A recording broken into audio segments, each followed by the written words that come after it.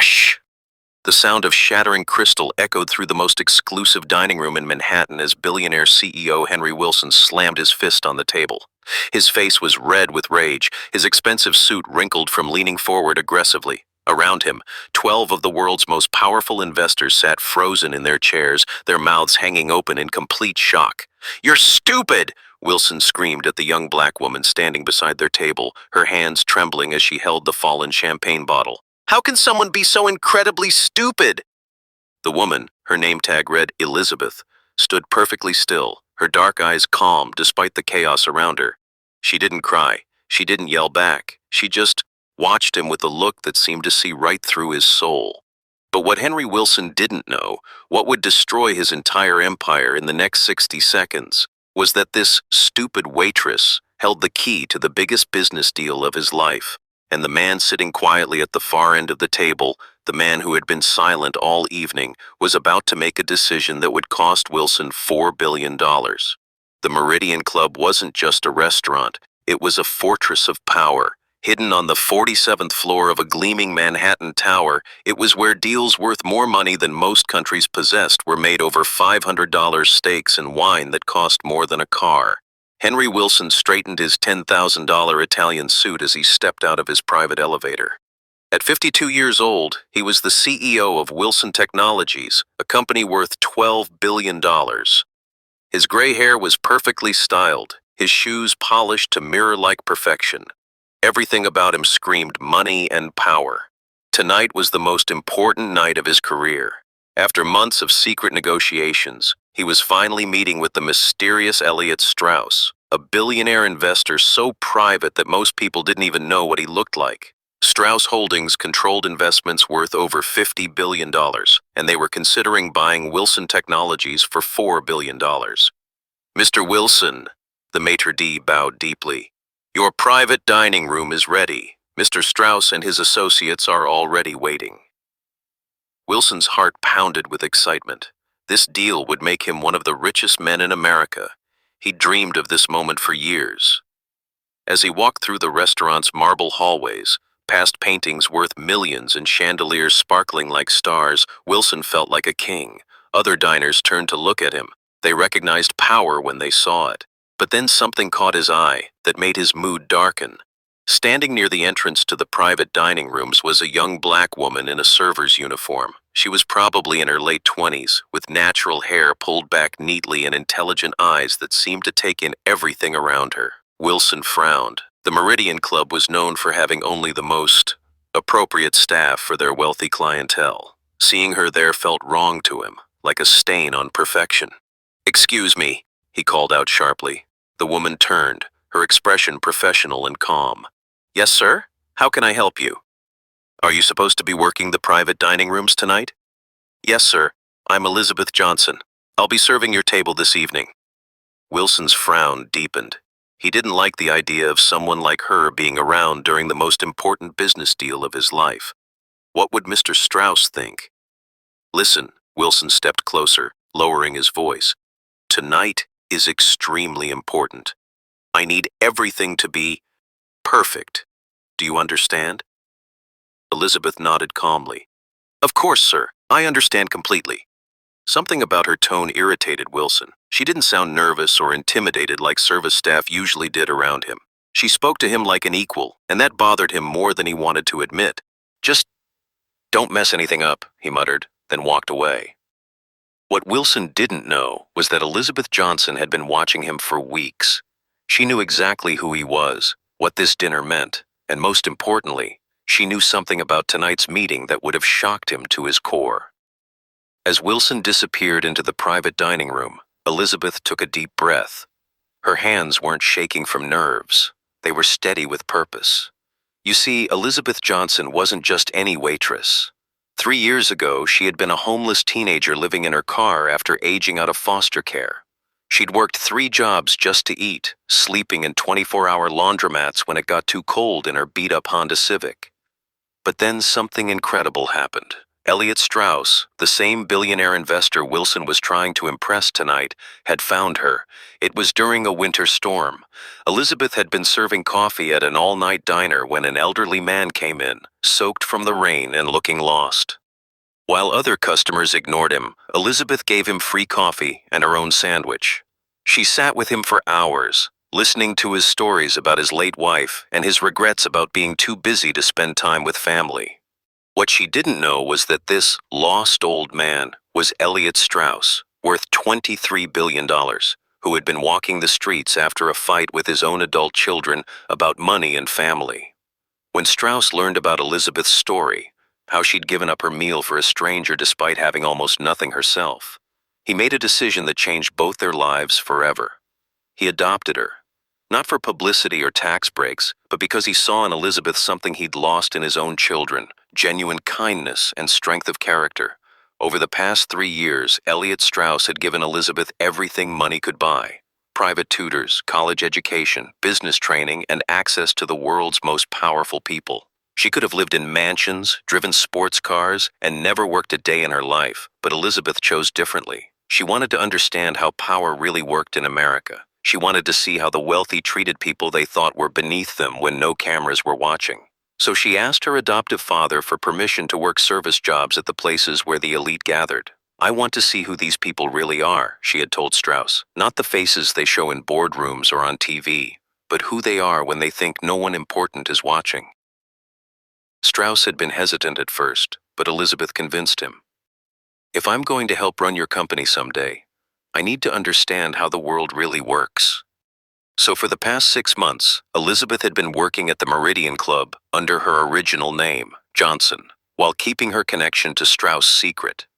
She'd served hundreds of wealthy and powerful people, studying their behavior, learning their secrets, and tonight she was about to witness the true character of Henry Wilson. The private dining room was a masterpiece of luxury. Floor-to-ceiling windows showed the glittering lights of Manhattan far below. A table carved from a single piece of mahogany seated 12 people, each place setting worth more than most people made in a month. When Wilson entered, 11 men in expensive suits stood up. These were the power brokers of America: investment bankers, hedge fund managers, and corporate executives whose decisions affected millions of people's lives. But Wilson's eyes immediately went to the man at the head of the table. Elliot Strauss was not what Wilson had expected. He was in his 70s, with silver hair and kind eyes behind wire-rimmed glasses. He wore a simple black suit that probably cost less than Wilson's shoes. Everything about him seemed ordinary. "Mr. Wilson." Strauss stood and extended his hand. His voice was quiet, gentle. "Thank you for joining us." Wilson gripped the handshake firmly, trying to project confidence. "Mr. Strauss, the pleasure is all mine. I've been looking forward to this meeting for months." As everyone sat down, Wilson couldn't help but feel slightly disappointed. This man controlled $50 billion? He looked more like a college professor than a financial titan. Little did Wilson know that this humble appearance was exactly what made Strauss so dangerous and so powerful. Elizabeth entered the dining room carrying the evening's wine selection. She moved gracefully between the chairs, explaining each vintage with the expertise she'd gained from months of training. "Good evening, gentlemen," she said warmly. "Tonight's selection includes a 1996 Chateau Margaux, a 2001 Barolo from Piedmont, and our house champagne, Dom Perignon 2008. The investors nodded appreciatively, but Wilson barely looked at her. He was focused entirely on Strauss, trying to read the older man's expressions. "The Chateau Margaux sounds excellent," Strauss said to Elizabeth with a genuine smile. "Thank you for the recommendation." Wilson noticed how Strauss spoke to the waitress, like she was a person worth listening to. It struck him as odd. Why waste time being polite to the help? "So, Mr. Strauss," Wilson launched into his prepared speech, "I'm sure you've reviewed our quarterly reports. Wilson Technologies has seen 300% growth over the past 5 years. Our AI division alone is valued at over $2 billion. Strauss nodded politely, but Wilson could tell he wasn't impressed yet. "I need to try harder," Wilson thought. "Show him who's really in charge here." As Elizabeth poured wine around the table, Wilson continued his pitch, his voice getting louder and more aggressive. He talked about crushing competitors, maximizing profits, and eliminating inefficiencies. Corporate speak for firing people. Business isn't about being nice, Wilson declared, warming to his favorite topic. It's about being strong, about making tough decisions that weak people can't handle. Elizabeth paused almost imperceptibly while pouring Wilson's wine. Something in his tone made several of the other investors shift uncomfortably in their seats. But Strauss just watched quietly, his expression unreadable. As the appetizers arrived, Wilson was feeling more confident. He'd been talking for 20 minutes straight about his business philosophy, and no one had interrupted him. Surely that meant they were impressed. You see, Wilson continued, cutting into his $200 steak. The problem with business today is that too many CEOs worry about feelings, about being politically correct. But real leaders know that sometimes you have to hurt people's feelings to get results. Elizabeth was standing near the wall, ready to refill glasses or clear plates. Wilson noticed her listening and felt annoyed again. Why was she still there? Couldn't she see that important men were talking? Take employees, for example, Wilson said, his voice rising. Most of them are lazy. They want maximum pay for minimum work. You have to keep them in line, show them who's boss. One of the younger investors, a man named David Chen, frowned. Don't you think treating employees well actually improves productivity? Wilson laughed harshly. That's soft thinking, David. That's exactly the kind of weakness that destroys companies. You give people an inch, they take a mile. Elizabeth stepped forward to clear Wilson's appetizer plate. As she reached across the table, Wilson continued his rant. The service industry is the perfect example, he said, gesturing rudely toward Elizabeth without looking at her. These people work these jobs because they don't have the intelligence or ambition for anything better. You can't treat them like equals because they're not. Elizabeth's hand paused for just a moment while picking up his plate. Around the table, several investors looked uncomfortable. But Strauss was leaning forward slightly, his eyes sharp and focused for the first time all evening. And that's when Wilson made his first real mistake. After the main course, Wilson was feeling triumphant. He dominated the conversation, shared his wisdom about business, and established himself as the alpha male at the table. Now it was time to close the deal. Mr. Strauss, Wilson said, raising his glass, I think it's clear that Wilson Technologies represents everything you're looking for in an acquisition. Strong leadership, proven results, and the kind of no-nonsense approach that builds empires. Strauss nodded slowly. Indeed, Mr. Wilson, your approach is very revealing. Wilson smiled widely, missing the subtle edge in Strauss's voice. Then let's make this official. Shall we toast to our partnership?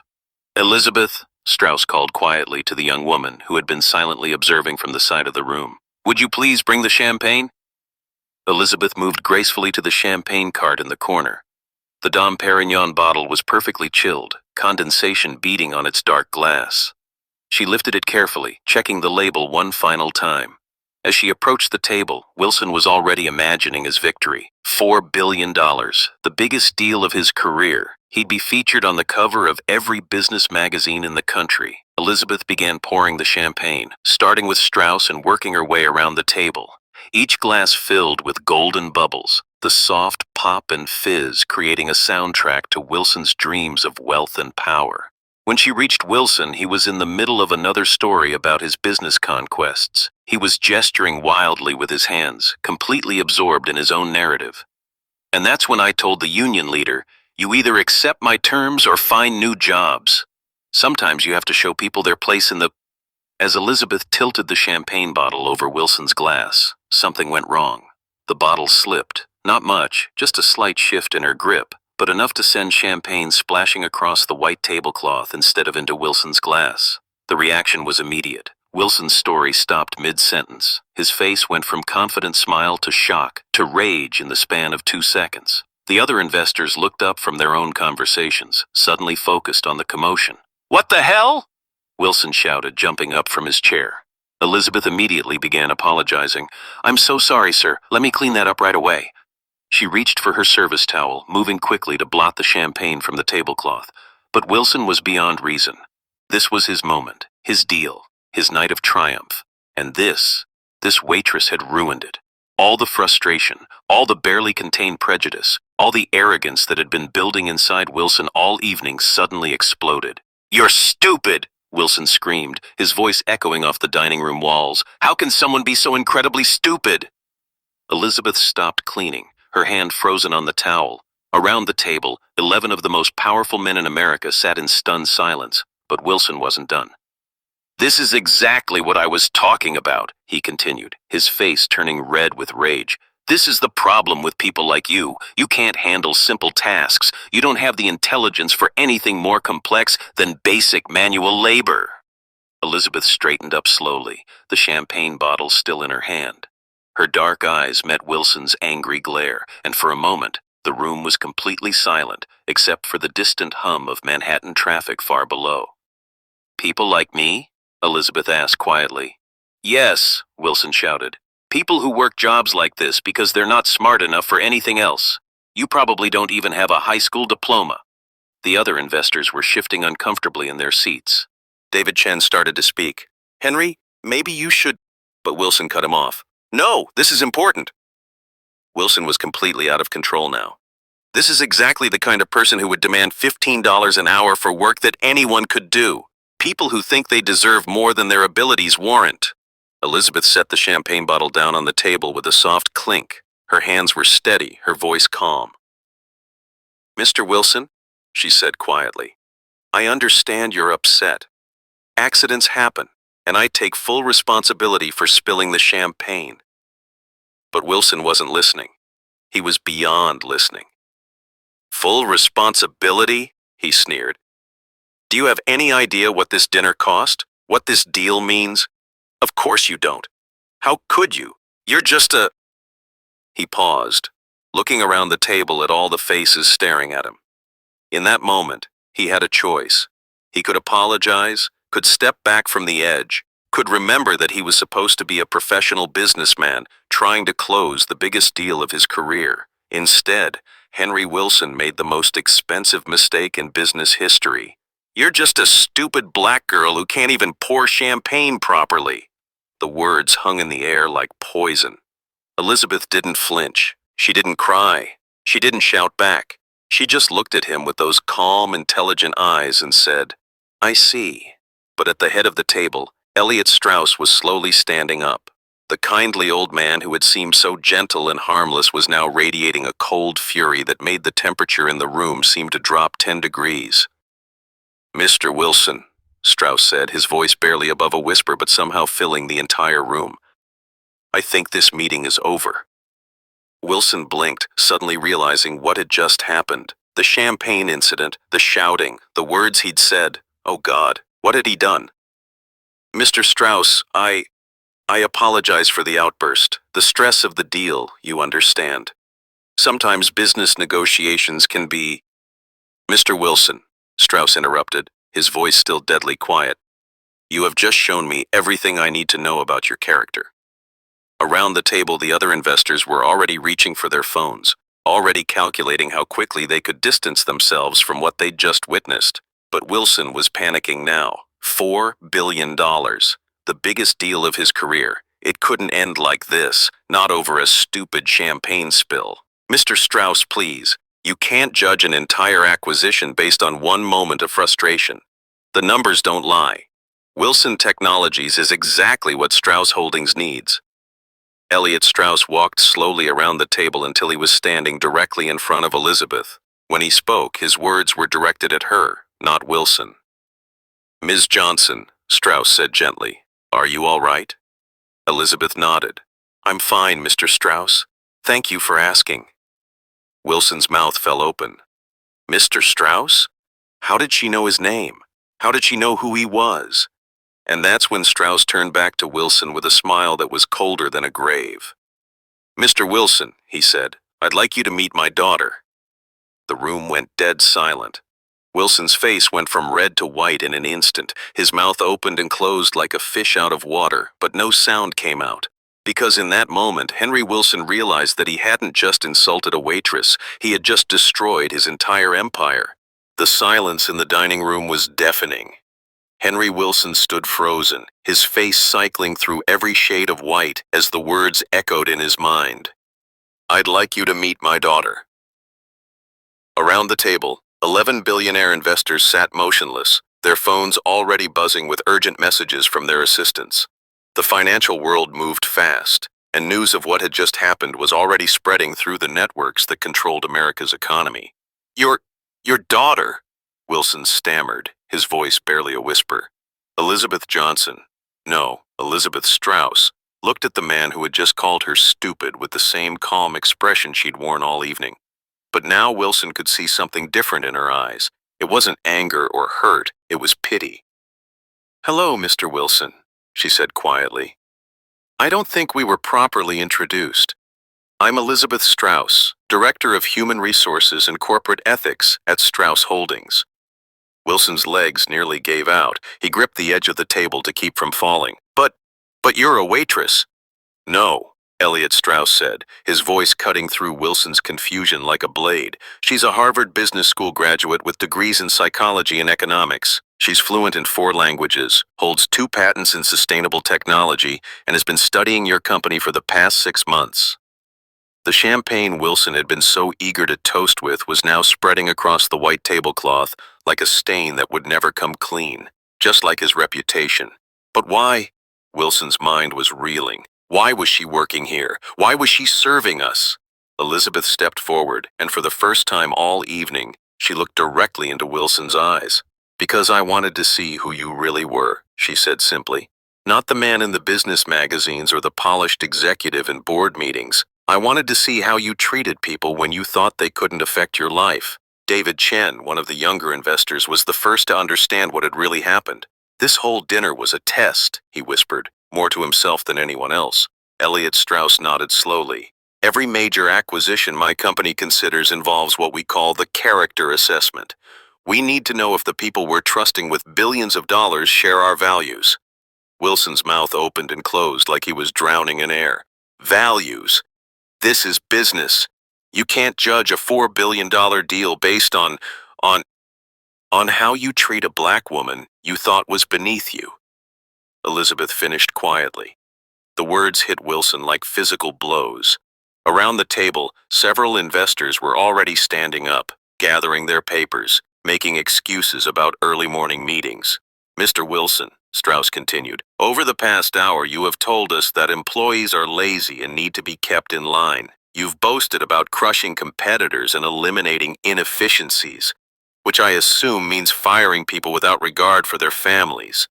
You've made it clear that you believe some human beings are worth less than others." Wilson was shaking now, sweat beading on his forehead despite the room's perfect climate control. "But the numbers! Wilson Technologies is profitable. We deliver results." "Yes," Strauss agreed. "You do deliver profits, but at what cost?" Elizabeth pulled out a tablet from behind the service station where she'd been standing.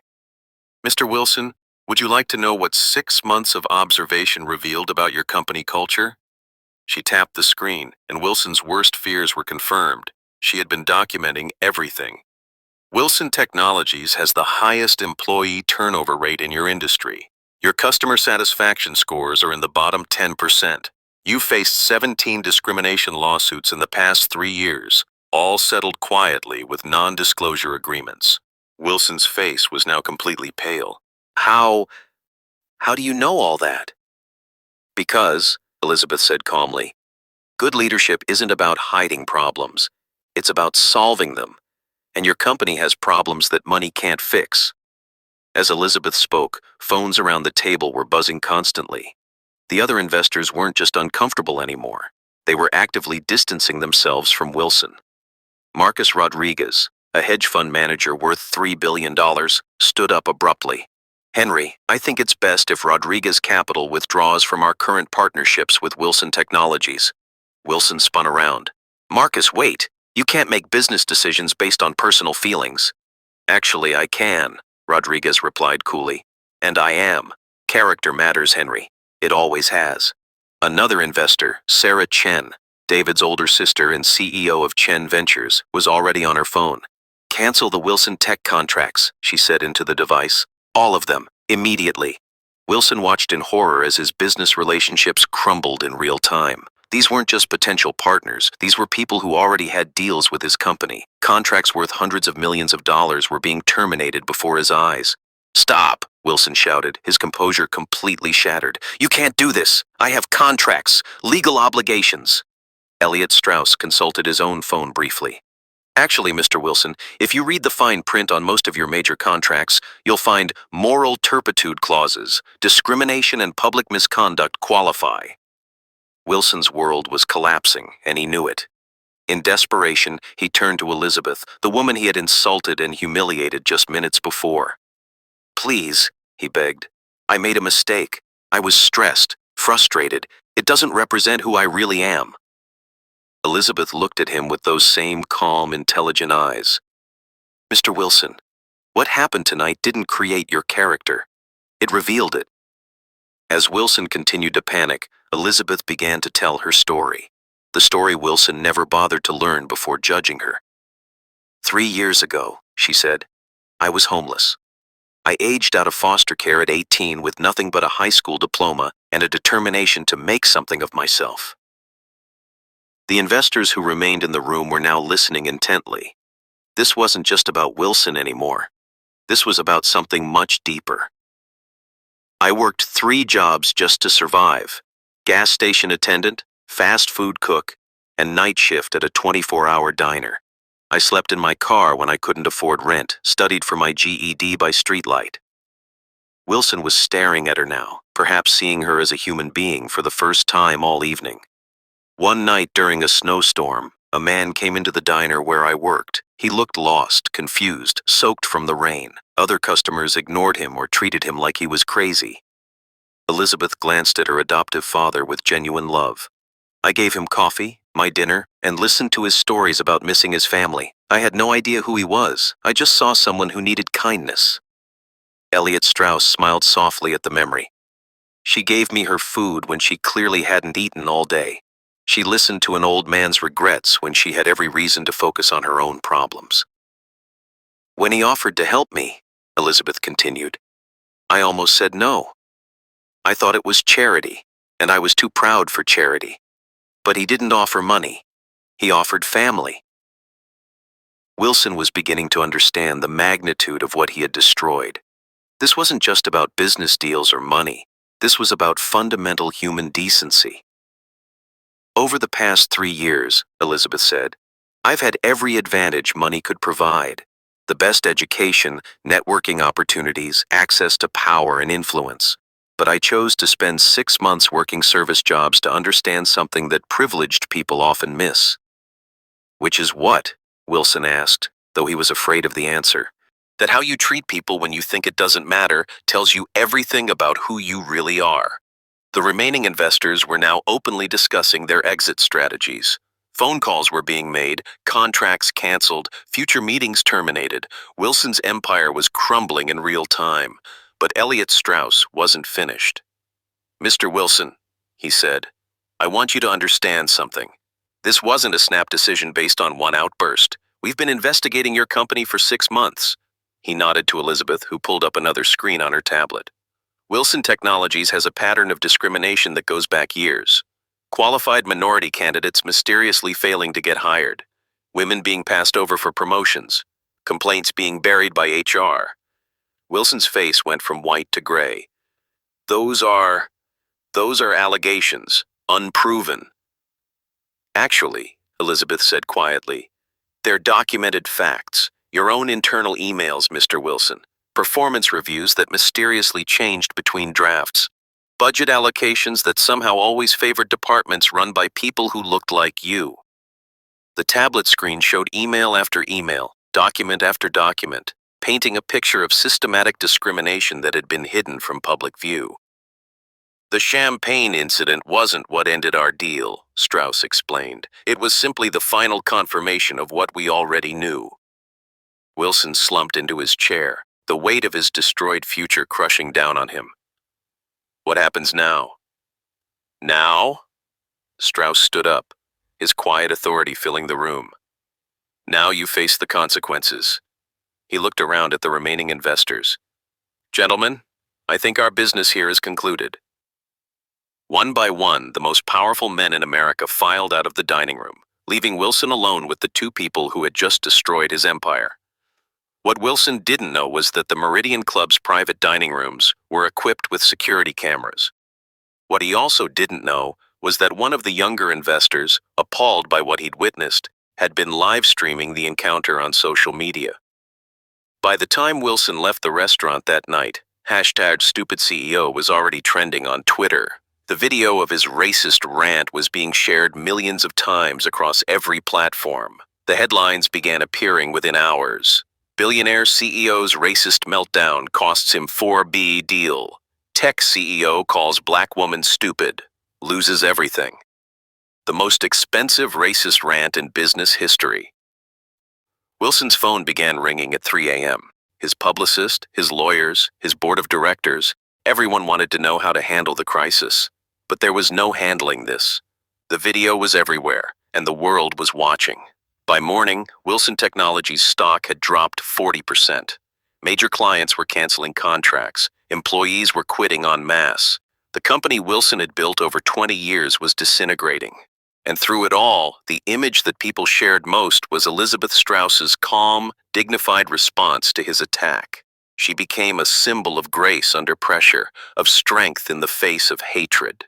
6 months later, Henry Wilson was no longer a CEO. Wilson Technologies had been broken up and sold to competitors. The man who had once commanded $12 billion in assets was facing bankruptcy and multiple lawsuits. But this story isn't really about his fall, it's about Elizabeth's rise. Strauss Holdings announced a new initiative called the Dignity Project, a billion-dollar fund dedicated to supporting businesses that prioritized human dignity and equality. Elizabeth was named as the project's director. Her first act was to hire many of Wilson Technologies' former employees, the ones who had been overlooked, underpaid, and undervalued. She gave them the opportunities Wilson had denied them. Her second act was to establish new standards for Strauss Holdings investments. Every company they worked with would be evaluated not just on profits, but on how they treated their people. On a quiet Tuesday morning, exactly 1 year after the dinner that changed everything, Elizabeth stood in her new office overlooking Manhattan, the same city where Henry Wilson had once believed himself untouchable. A knock at her door interrupted her thoughts. Her assistant entered with a familiar-looking resume. "Ma'am," the assistant said carefully, "we have an unusual job application." Elizabeth looked at the name on the resume. Henry Wilson. For a moment, she was back in that dining room, holding a champagne bottle while a powerful man screamed at her, called her stupid, reduced her to nothing more than the color of her skin. But then she looked at the letter attached to the resume. In Wilson's own handwriting, it was a detailed apology. Not a corporate apology written by lawyers, but a personal admission of how wrong he had been. It described a year of reflection, of learning, of trying to understand the harm he had caused. At the bottom, he had written, "I don't deserve forgiveness, but I'm asking for the chance to do better." Elizabeth sat quietly for a long moment, then looked up at her assistant. "Schedule an interview," she said, "because that's what real leadership looks like. Not the power to destroy your enemies, but the strength to help them become better." Henry Wilson's racist rant had cost him $4 billion and his empire. But Elizabeth Strauss's response, her dignity, her grace, her ultimate act of forgiveness, had built something worth far more. It had built hope. The story of Henry Wilson and Elizabeth Strauss spread around the world, but not for the reasons Wilson had once dreamed of. Instead of being celebrated as a business titan, he became a cautionary tale about the price of prejudice. Elizabeth, meanwhile, became something much more powerful than a CEO. She became proof that character matters more than wealth, that dignity defeats hatred, and that sometimes the people we look down on are the ones who lift us up. The $4 billion Wilson lost was just money. The respect Elizabeth gained was priceless, and in boardrooms and restaurants, in offices and schools around the world, people began to understand something that should have been obvious all along. Every human being deserves to be treated with dignity, regardless of their job, their background, or the color of their skin. Because you never know who you're really talking to. And more importantly, it shouldn't matter. The most expensive lesson in business history wasn't about money or deals or power. It was about the simple truth that how we treat others reveals who we really are. And in the end, character is the only currency that truly matters. What would you have done in Elizabeth's position? Share your thoughts and let this story remind us all to treat every person we meet with the respect and dignity they deserve. If you enjoy this story, please like, share, and subscribe for more.